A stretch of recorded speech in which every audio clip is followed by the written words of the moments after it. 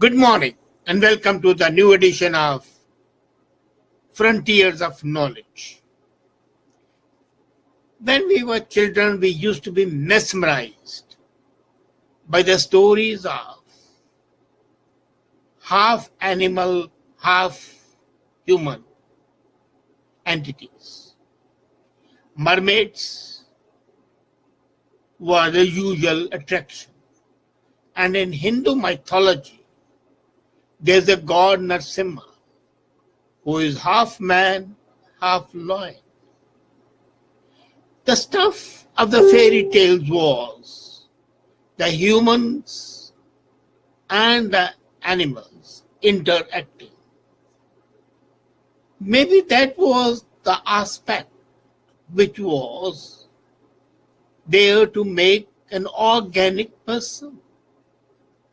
And now we know that we are not human, 100% human. If I were to tell you that the human cells make only 43% of the total body's cell count, would you believe? I'm sure you would have some hesitation in doing so. But as a matter of fact, it has been proven that we as humans are proud of being humans, but half of our body inside is not of the human beings.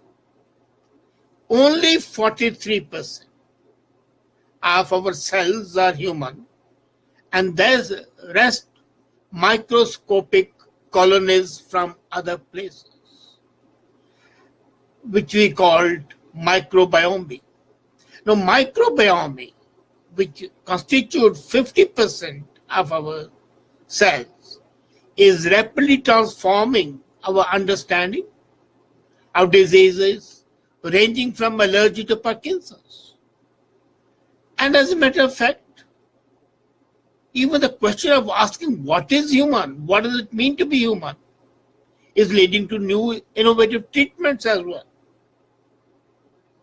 Professor Ruth Lee, who is the director of the Department of Microbiology Science, says, your body isn't just you, but it's essential for your health, so you know what you consist of. No matter how well you wash, every nook and cranny of your body is covered in microscopic creatures. And the part of your blood and the part of your body are inclusive of bacteria, viruses, fungi, and organisms which can be misclassified as bacteria, and now we call it archaea.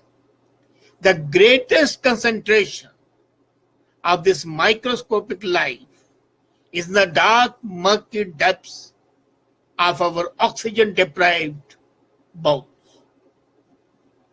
Originally, it was thought that human cells outnumber non-human cells by 10 to 1. And now, 53% is non-human and maximum 43% is human, and that is the healthiest body. In other cases, in many cases, it can be more than 43%, less than 43%, it might be 25, might be 30. Genetically, also it has been proven that human beings are not fully human. The human genome, the full set of genetic instructions for a human being, is made up of 20,000 instructions called genes. And add all the genes of our microbes together, and the fight becomes between 2 to 20 million microbial genes. So the human genes is 20,000, microbial genes range minimum 2 million, and it can go up to 20 million. So the concept of the human being what it is, has to undergo a change. And it would be naive to think that we carry so much of microbial material without its interactive or having any effect on our bodies at all. It affects every time. As a matter of fact, in Ayurveda, what used to be mentioned, the doshas, are now being upheld by the science. And science is rapidly discovering the role of microbes plays in digestion, regulating the immune system, protecting against diseases, and even manufacturing vital vitamins. And the tiny creatures transform our health in the ways you could never imagine before. To date, the human body's fight has been with the microbes, but been largely one of warfare. But maybe peace can be there. Antibiotics, vaccines, unleashed the war against smallpox and MRSA. And that saved a number of lives. And for 50 years, there has been a lot of elimination of infectious diseases. You see, when the scientists work on a microbe, coming in to see how it changes, and then you see you are fighting a pathogen, then you have to evolve new methods, because dealing with microbe and fighting pathogens creates a new set of diseases every time. And there's the tragedy. And the microbe is also linked to the diseases causing inflammatory bowel disease, Parkinson's, cancer, and the whole extent of depression and autism. Obesity is another example, for example. And it has been told, that in case a diet of chocolates and burgers increases your risk of obesity, and the type of microbe that grows in your digestive tract. And that's a mix of bacteria. There could be bugs, but what happens many times that the good bugs are missing. So the aim of the microbiology is to ensure that those bugs which are good for the human beings should be encouraged to grow. And that is what the whole Ayurvedic concept was. There's a growing awareness now that repairing someone's microbe can lead to even those diseases which were hitherto left untreated. A lot of the diseases are going to be defined mixtures of bugs, maybe 10 or 15 going to a patient. So the purpose is to fight against the bugs and also to encourage the growth of the good bugs. Just like in agriculture. You want bacteria, you believe in vermiculture to have more production, but you also want to destroy those pests which are harmful. How the word changes our knowledge, and how when the knowledge undergoes a change, how our perception of the word changes. We used to consider this body to be a temple of God and knowledge. But 43% is only what is really human. And 57% is non-human. Maybe good, maybe bad. That's something different. But the whole microbe colonies in the body are something which is scary. Is it a fact that our fairy tales had some iota of truth, and that half of the body, which was animal, was in fact a representation of the microbes which are not human in the body? Because microbes you don't see. A naked eye cannot see them. And to transform that aspect, to present human being as a part human, part animal, maybe that was the base of all those fairy tales and the mythical creatures with strange ears and the strange eyes, half man, half animal, half fish, half woman. and the variations thereof are unimaginable. So this is something amazing, but something more amazing came to my knowledge. Be prepared for this. They say that now they have developed a machine which can hear your internal voice. It can listen to internal vocalization and speaks to the wearer while appearing silent to the outside world. What you are thinking, what you are talking to yourself inside your body can now be heard and understood. MIT has produced this machine, and it is called alter ego headset. This alter ego headset transcribes words that you verbalize internally, but do not say it loud. And this is done by using electrodes attached to your skin. The most important thing is that without speaking, this is a wearable. It can read your minds when you're using an internal voice and control devices and also ask questions without speaking.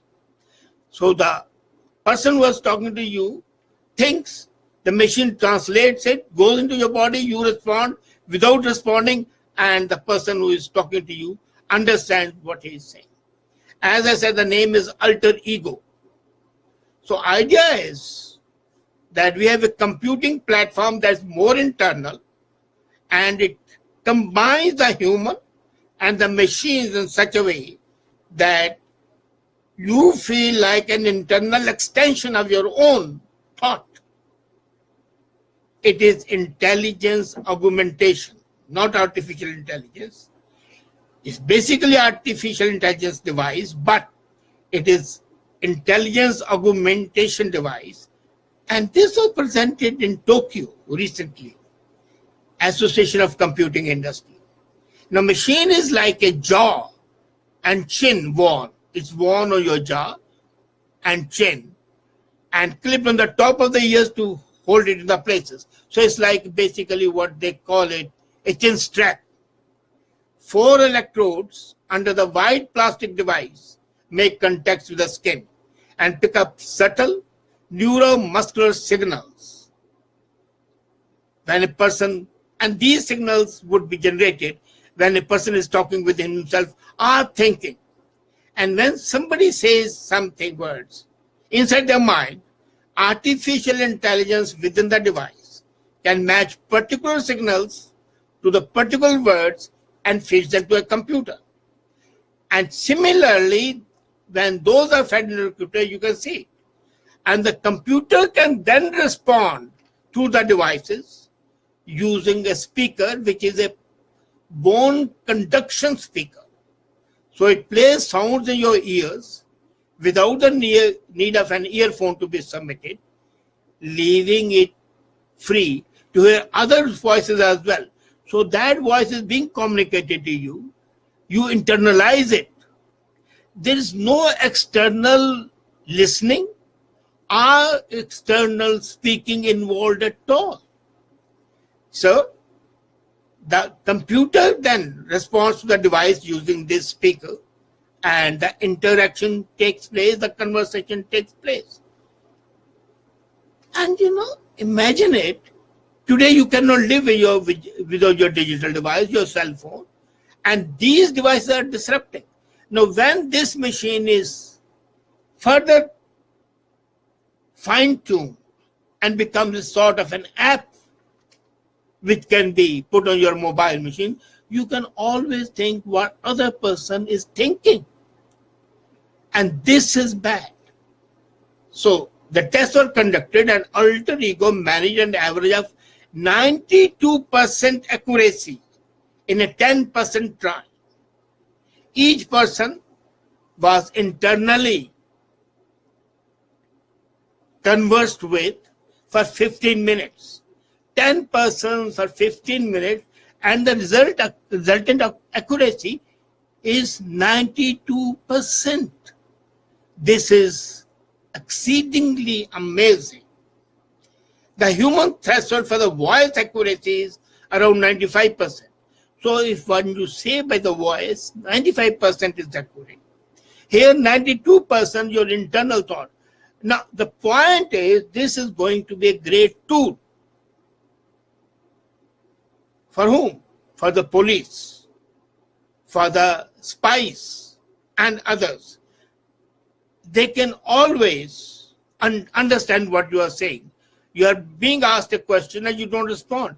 But internally you are asked and internally you have responded, and computer has jotted it down, and that can be verifiable fact.